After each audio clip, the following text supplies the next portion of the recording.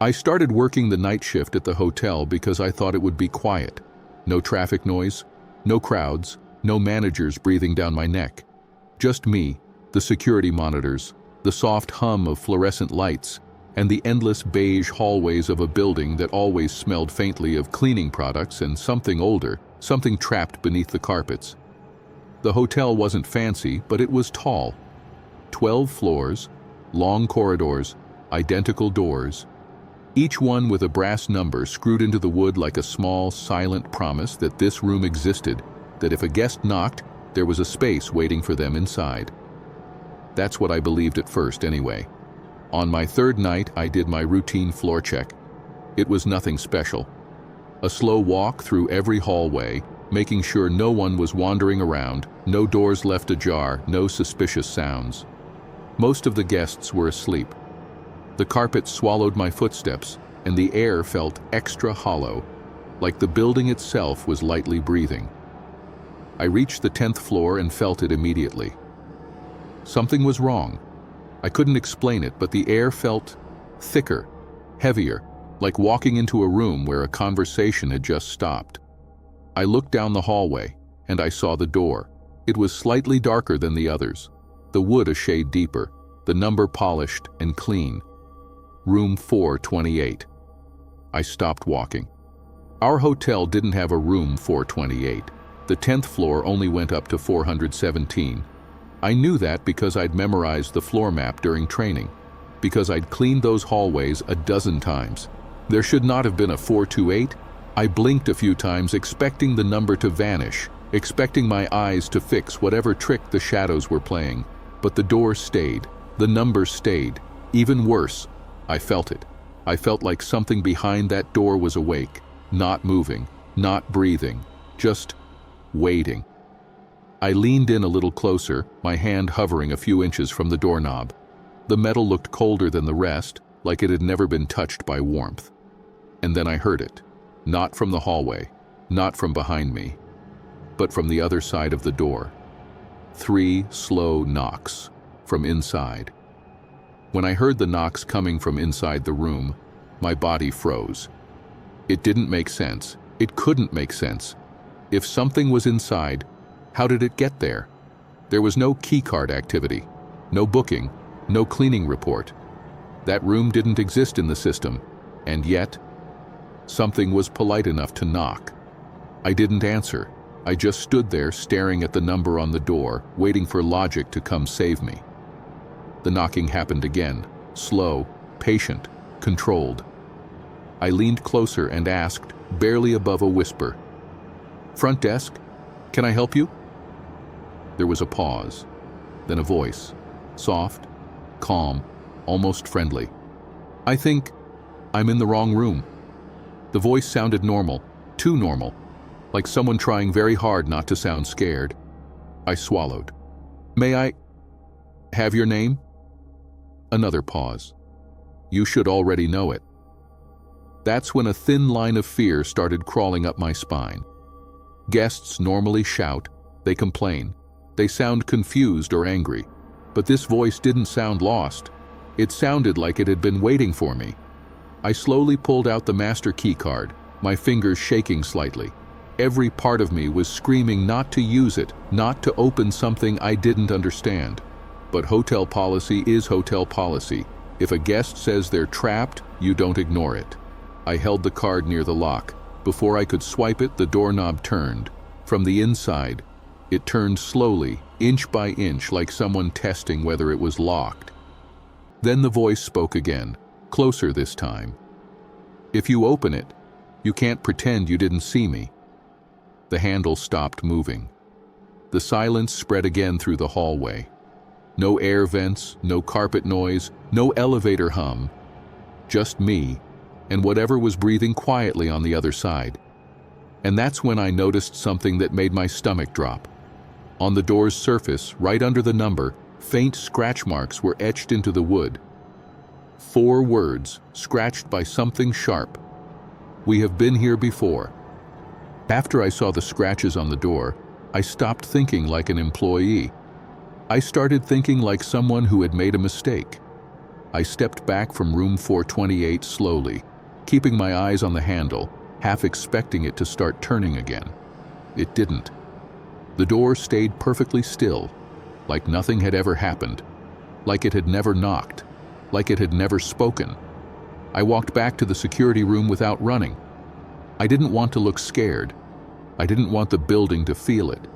The security room was small, just a desk, old monitors stacked in a grid, a fan that rattled when it spun too fast. I sat down and pulled up the camera feed for the 10th floor. The hallway appeared on the screen, empty, no movement, no shadows, no strange doors. Room 428 wasn't there. All I could see were the normal rooms: 409, 411, 413, 415, 417. The hallway ended there. No extra door, no darker wood, no polished number. I leaned closer to the monitor. I even tapped it gently, thinking maybe it was a glitch, but it wasn't. The cameras showed a hallway that matched the floor map, a hallway that didn't include what I had just seen, but I knew what I had seen. That night I checked the employee logs. I searched old maintenance reports. I dug through dusty binders that most people ignored. And that's when I found it. A document from years ago. Faded paper. Coffee stains. A rushed signature at the bottom. It was labeled, "Unregistered Structural Anomaly, Temporarily Sealed." It described a cluster of rooms that were never added to the official floor plan. Rooms built during an early expansion of the hotel, then closed off after a structural incident. No guest deaths mentioned, no lawsuits, no news articles, just one sentence that stood out: "These rooms should not be reopened even if they appear." I laughed quietly to myself when I read that, because no one mentioned what to do if a room started appearing by itself. That's when the radio on my desk crackled, a soft hiss, a burst of static. Then, a voice. Not my manager, not housekeeping, not security. The same voice from behind the door. "You forgot to open it." I spun around. The hallway outside the security room was empty. But on the monitor, at the very end of the 10th floor hallway, a dark shape began to slowly appear. The outline of a door. I watched the monitor without blinking. The dark outline at the end of the hallway became clearer, like an image slowly loading. First the shape of the frame, then the flat wooden surface, and finally the small brass numbers shining faintly in the camera's night vision. 428. It wasn't supposed to be there, not on paper, not in the system, not in reality, but there it was. I stood up slowly and grabbed the flashlight from the wall. My hands were shaking now. I didn't even try to hide it. Every instinct I had was screaming one thing: don't go back. Don't walk toward that door. But something else was stronger. Curiosity. That horrible need to understand what shouldn't be understood. The elevator ride back to the 10th floor felt longer than usual. The soft music inside the elevator sounded distorted, like it was slowing down with my heart rate. When the doors opened, the air felt colder than before. The hallway looked normal. Too normal. The carpet was clean. The walls were the same dull beige. The lights flickered just slightly, barely noticeable. I walked slowly, step by step, toward the far end of the hallway where the camera showed the door. But when I reached the end, there was no door, just a wall. I stood there, confused, my flashlight beam shaking as I moved it over the surface. Solid wallpaper, no frame, no handle, no number. Behind me, the elevator bell rang softly. Ding. The elevator doors had opened again. I hadn't pressed the button. Slowly, I turned around. The elevator was open, but no one was inside. The light inside flickered gently, quietly, inviting. And on the wall inside the elevator, scratched into the metal panel, were 4 familiar words. You were supposed to open it. The doors began to close. Without thinking, I stepped forward. I don't know why. I don't know what pushed me, but I put my hand between the doors, stopping them. The elevator stayed open. The lights flickered harder now, almost like they were struggling. Then, in the reflection of the metal walls, I saw something I didn't want to see. I wasn't alone in the elevator. A shape stood behind me, tall, thin, too still. But when I turned around, the elevator was empty. The doors slid shut, and instead of going down, the elevator started moving up, slowly, past the 12th floor, into numbers the building didn't have. The elevator kept moving. There were no numbers lighting up on the panel, no familiar chime, just the soft mechanical sound of cables pulling me higher and higher, far beyond the top floor I knew. My ears started to pop as if I were going up a mountain, not a building. Finally, the elevator slowed. It stopped with a soft, polite ding. The doors opened. I stepped out into a hallway that shouldn't exist. The carpet was darker. The walls weren't beige anymore, but a faded, tired gray. The ceiling lights flickered non-stop, unable to fully stay on or off. The air smelled old, dry, like a room that had been locked for decades. And the doors, there were dozens of them, all identical, all silent, all with polished brass numbers.